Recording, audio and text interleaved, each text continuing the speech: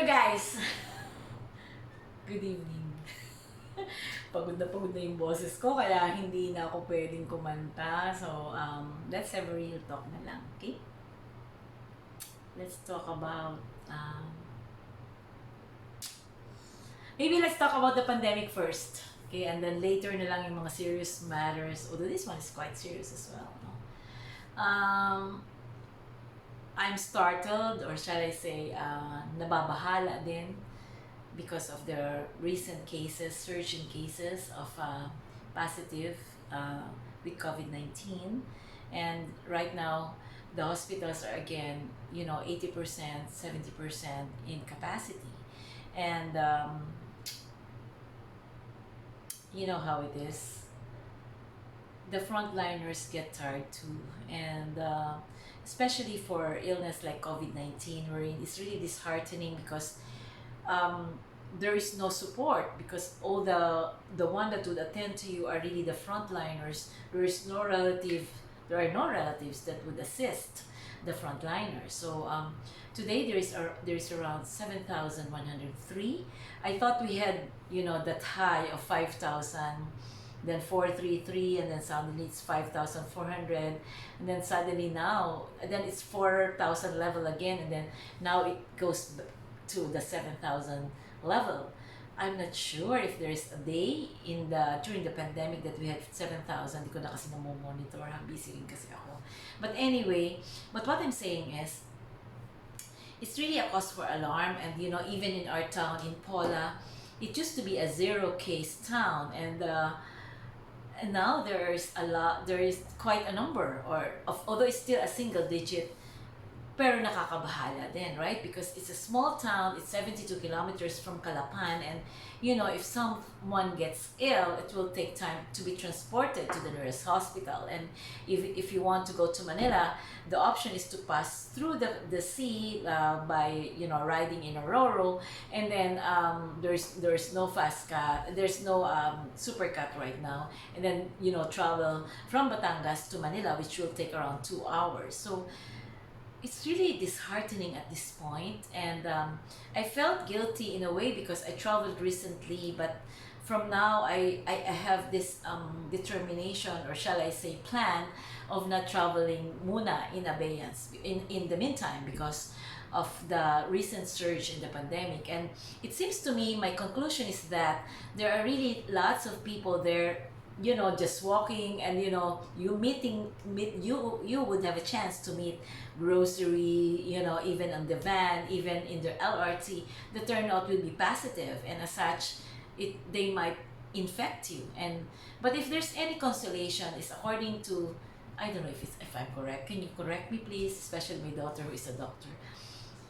Apparently, not all positive naman are carriers, or the one who would infect you. I'm not really sure of that. I'm an accountant.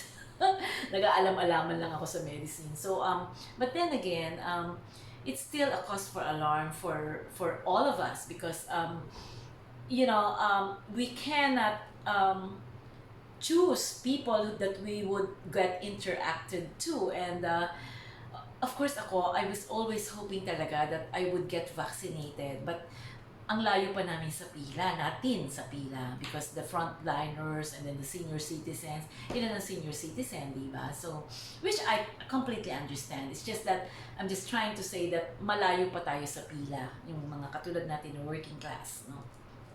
And I don't know what will happen and all that. And like right now, I'm an accountant, so the deadline for submission of the financial statements was not extended.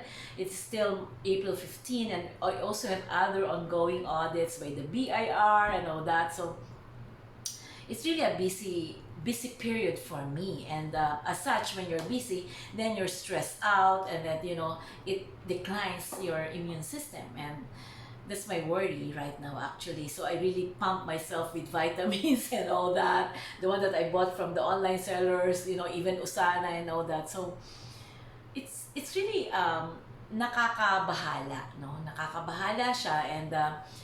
And yun nga, you just have to avoid, places, close spaces, mass gatherings, And wag mo nang pumunta sa mga knock-knock, mga lamay, mga kasal, mga kung ano man na maraming mga tao, because and really practice social distancing of 1 meter apart.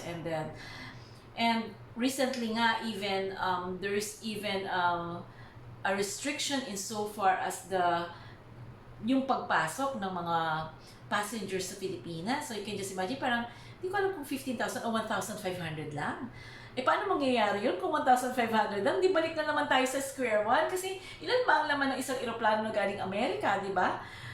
You can just imagine, ilan lang yung pwedeng pumunta dito, but I would pretty much understand because nga of the resurgence of cases. And I know even somebody na talagang marami sila doon sa eroplano na marami silang positive. So because nga kasi like long haul flights, biro mo magkasama kayo doon, yung air condition doon, isa lang naman yung umiikot, so nakakakaba din, di ba?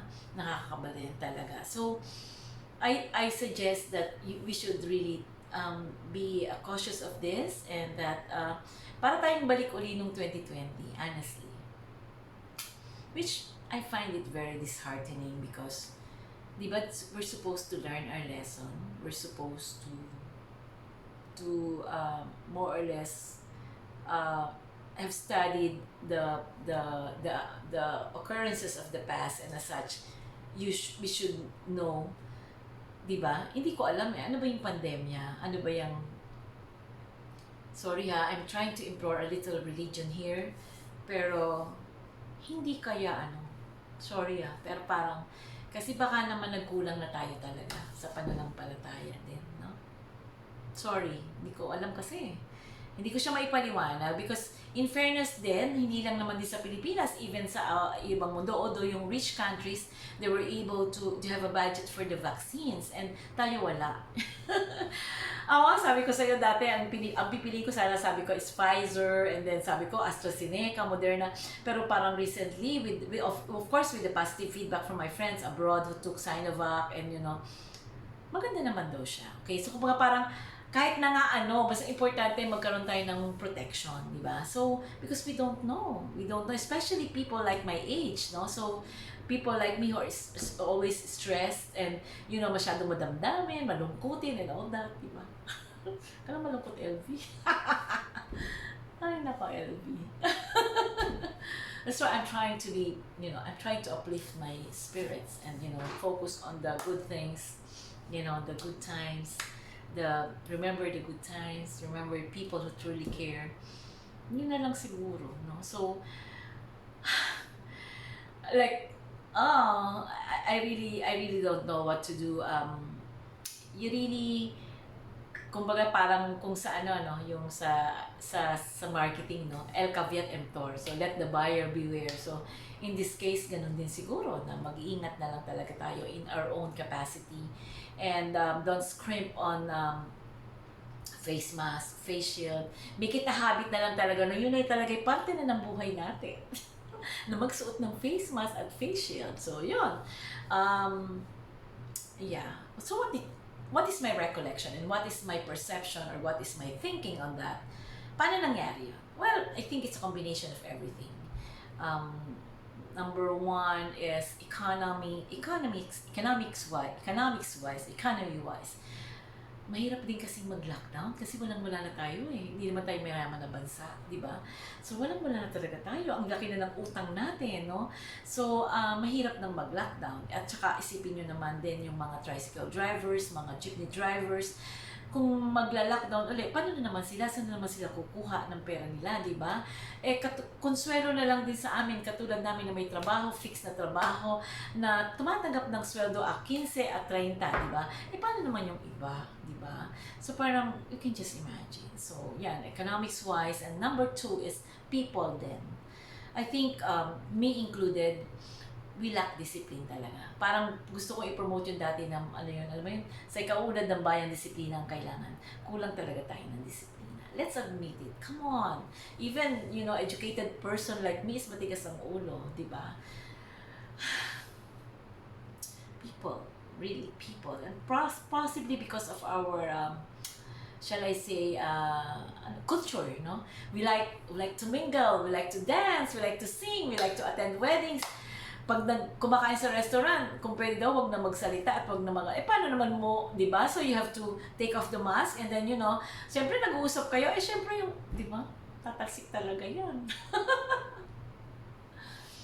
And of course, the government. Kulang kasi ng without offense to the Duterte natics, no? Kulang kasi ng ng kamao, alam mo yun, yung clenched fist ng determination talaga na alam mo pag sinabing lockdown, lockdown, isang buwan, etc. No? Kulang kasi, tsaka siguro din pressure din sila and maybe they are still not guided on what to do. Lahat naman tayo, hindi rin So, kulang. I think, kulang. Kasi iniisip ko kasi, bakit ang Vietnam, na manage nila? Bakit ang New Zealand, although mayamang bansa yun, sige, huwag na kasama yun. Bakit ang South Korea, mayaman din bansa yun? Or bakit ang, ano pa ba? Thailand. Hindi ko masyadong alam yung profile ng Thailand, ha. But still, Philippines is, and we're supposed to be archipelago. So, kumbaga, pwede mong i-isolate talaga. Hindi katulad ng yung ibang bansa kasi talaga hindi naman siya archipelago, di ba? Ito, pwede, yung buong ganyan, buong island na yan, wala mo nang papasok dyan and all that. But, as it is, like for example, kung ikakat mo rin naman talaga, paano yung economy, di ba? Paano yung mga maliliit na wala namang pinagkukunan ng pera at resources. So, that's my recollection and I don't know, have you learned from what I said? Pero yun lang. Basically, I just want you all to take care and, in your own right, because you're not only taking care for yourself. Like for me, I'm not taking care only for myself because I also have to think of my husband who is, high risk, and also my son who is there studying, and lahat ng mga tao nakakasalamuha ko, di ba? I should have that sense of responsibility that, I'm not only protecting myself, right? So, let's do this. Let's think of our brothers. Let's think of our neighbors. Let's think of the people we meet. That we should not infect them. If by chance you feel that you are not feeling good, then you'd rather stay home, right? So, yun lang, and God bless you. Have a blessed weekend, guys. And I truly appreciate your kindness. I truly appreciate your friendship, and I always be grateful for everything that you are sharing with me. And I'm always hopeful that ultimately wala na yan, and then suddenly makakalimutan natin and everything will be back to normal and we could recover from all the pains and for all the trials and for all the sadness in our hearts. God bless you guys. Thank you for your friendship. God bless, Mama.